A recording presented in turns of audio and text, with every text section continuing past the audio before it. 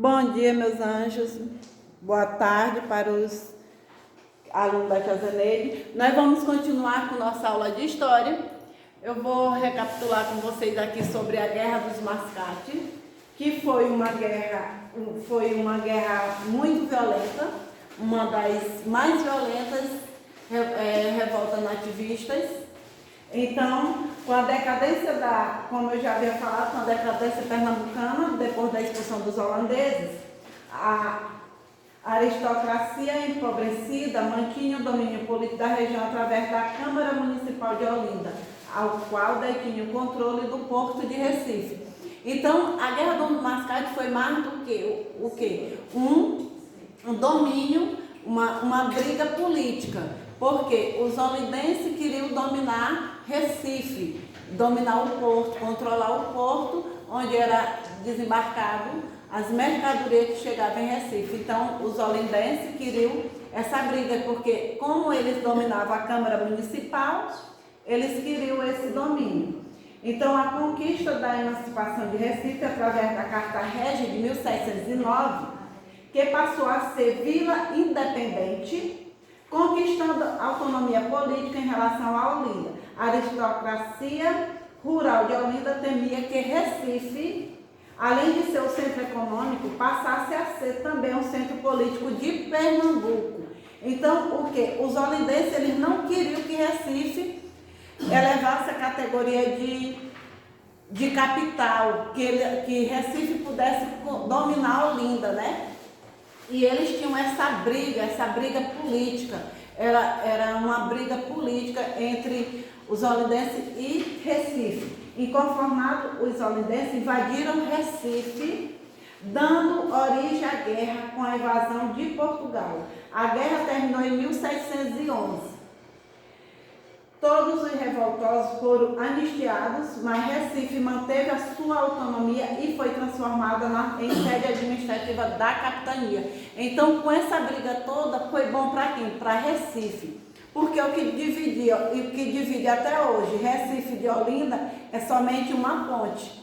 Não sei que vocês já viram ou conhecem, mas é só uma ponte que tem essa divisão. Então, os participantes dessa briga eram os senhores de engenho de Olinda e os mascates de Recife. Por isso, o nome Guerra dos Mascates, por conta dessa briga que eles tinham, porque foi entre os senhores de engenho e os mascates de Recife.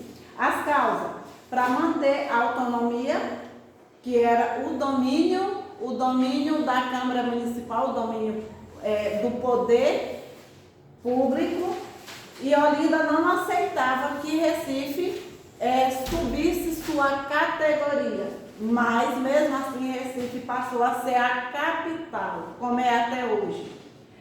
Então, o resultado Olinda tinha um endividamento e empobrecido dos senhores de engenho de açúcar, que eram os latifundiários. Recife, os comerciantes reivindicavam maior participação política, que eram os comerciantes portugueses. Então, os senhores de engenho de Olinda, como estavam empobrecidos, sem lucro, sem ter capital de giro, estavam brigando com os comerciantes de Recife, onde eles obtinham lucros. E aí, por isso que eles dominavam o porto de Recife. O início, a elevação de Recife à categoria de vila, e o resultado deu com que Recife fosse elevada à capital de Pernambuco, como até hoje é. A Guerra dos Mascates deve ser vista como um conflito do poder político local, como eu havia falado para vocês. O domínio, eles queriam o domínio do poder político. Uma disputa entre Olinda, que tinha o poder político, e Recife tinha o poder econômico. Então era assim, Olinda dominava politicamente e Recife mantinha as verbas, porque o porto de Recife é que recebia as mercadorias e eles tinham mais facilidade de transportar suas mercadorias para outros continentes. Já Olinda não tinha esse poder. De fato, era evidente a ascendência do comércio em relação à produção colonial, posto que a atividade comercial enriquecia os portugueses, dando-lhes o controle de todo o comércio na região, às custas do empobrecimento de latifundiários de Olinda, os quais contraíram dívidas para manter sua produção. Agora, outra revolta foi a Inconfidência Mineira, que foi controlada por este senhor aqui, ó, Joaquim José da Silva Xavier, conhecido como Tiradentes. O líder era a elite mineira, Cláudio Manuel da Costa, Tomás Antônio Gonzaga e Alvarenga Peixoto, e Joaquim José da Silva Xavier, o Tiradentes. Esses eram os líderes da Inconfidência Mineira. O objetivo deles, o que é que eles queriam? A proclamação da República, fim do pacto colonial, estímulo ao desenvolvimento de manufaturas, criação de uma universidade, bandeira com a inscrição Libertas, que será tem.